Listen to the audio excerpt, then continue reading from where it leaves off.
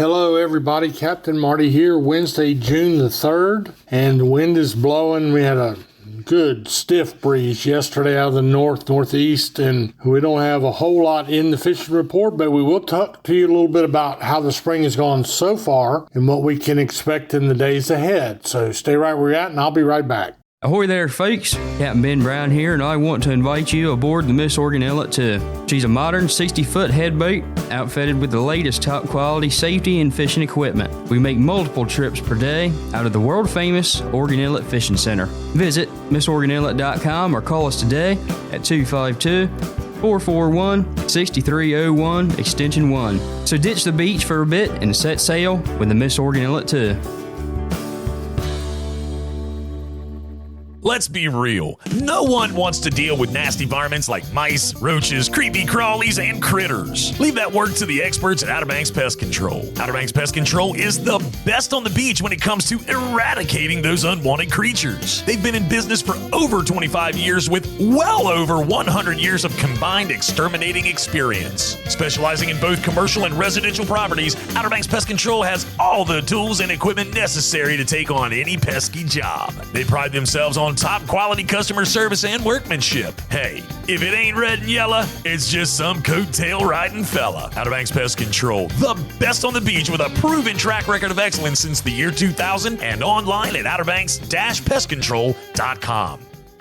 So all offshore fishing was nil yesterday because of the wind, but it has been a good start to the spring in some areas and a little disappointing in others. But the mahi or dolphin fishing for both the Hatteras and Oregon Inlet fleets, I think most people would tell you it's been pretty good. And the size range of those fish, if you listen to us every day, have been pretty good. Now, what makes that a crowd pleaser? If you find the smaller ones around a bed of sargasso weed or an old barnacled up log, you can catch your limit, which is 50 or 60 in 10 minutes. If you got a good crew that can listen to instruction, you can really make a day in a hurry. And if the bigger ones, and I saw Brenner Parks had one that looked like it was over 50 pounds on the smoker, they're showfish. They jump and they're just beautiful in color. And so all of our fleets have been thankful for that. The blackfin tuna fishing in Hatteras, which is their specialty, has been pretty good.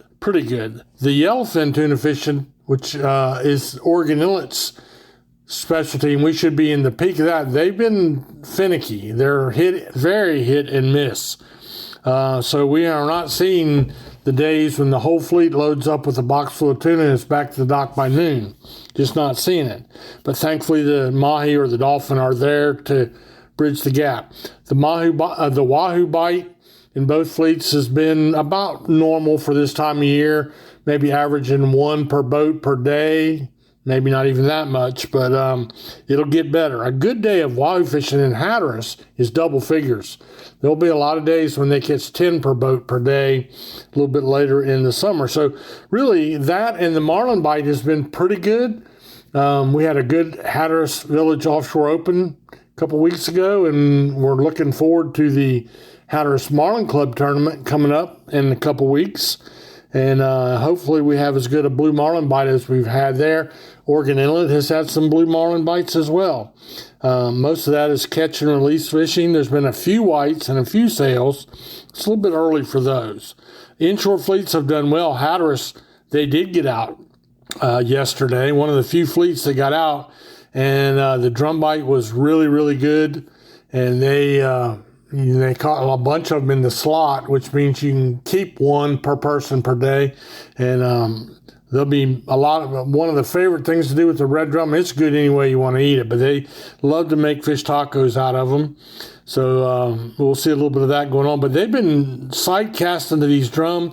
They also had some bluefish, and both the Oregon Inlet and Hatteras fleets had a pretty good spring on the cobia bite, which is still going on when they get the weather just right. The drum love it rough, the cobia love it calm. So both fleets catching the traditional Spanish mackerel and bluefish in good numbers. So all that's pretty good. Now let's jump over to surf and pier fishing. Almost everything was a washout yesterday.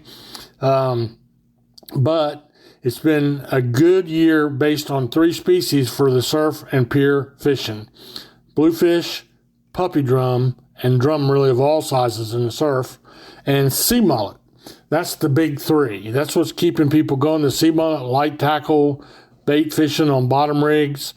The bluefish and puppy drum could be caught on bottom rigs or surface baits or metal lures. So got that going on. And you round out those catches with Spanish mackerel, pompano, croakers, and sheephead. Yep, and I did say it. I didn't know you could catch sheephead in the surf, but there have been a lot of them caught this year. So things are still, though, they're a little bit hit and miss. But we're getting into the prime of the surf fishing season, and I think most everybody would tell you it's been pretty good. There have been moments down like on Cape Point and down on Ramp 55, below Cape Point on the southern end of Hatteras Island, where they've had some great bites of both drum and bluefish. The piers, a little slower getting cranked up, but I want to be fair to the piers, because when we do these reports, you know, a pier is only covering, when I do the pier report, it's only covering about 100 feet north to south as far as fish moving up and down the beach. And so they're catching whatever is right in front of them. When I do the surf report, I'm covering from Ocracoke Inlet to the Virginia line.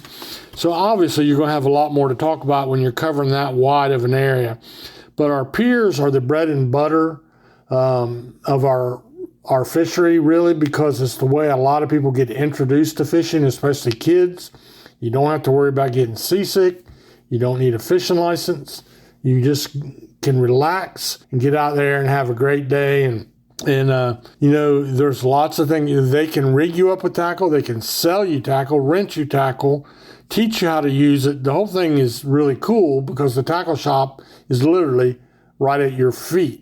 But having said that, please do shop at our local tackle shops.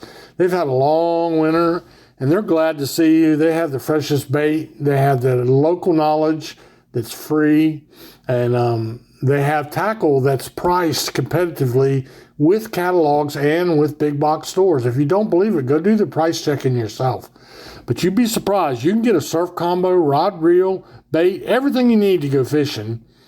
And I'm talking about a rod, reel with line, with terminal tackle on it, everything for $75, you can go first class. The combo itself, spinning combo, you can get them for $40, $39.99. Keep the sand washed out of them, and they'll last you 2 or 3 trips to the Outer Banks. So keep all that in mind. The backcountry we'll talk about when I come back in just a second. Hi, I'm Captain Jay Cudworth of the Kokomo with Paradise Dolphin Cruises at Safe Harbor Marina in Wanchese. I want to invite you to take a ride out on the Roanoke Sound to see the majestic bottlenose dolphins up close. As a native, I'll be telling you stories from these waters as a boy growing up in Wanchese. Nature and history have combined to make this area unique, and I love sharing this special place with special people. So come on aboard with me and my crew and experience the real beauty of the Outer Banks. For more information, go online to ParadiseDolphinCruises.com. Again, this is Captain Jay. I look forward to seeing you soon.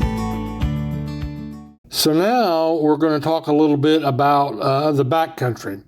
A little bit harder to wean information out of what's going on back there. I say that a lot. I respect the need to be fairly covert in that fishery. It's one of those things, it's a trial and error fishery. You got to do your own scouting if you're going to do it in your own boat, and you got to take notes, keep a logbook, know from year to year when certain fish back in the backcountry do certain things.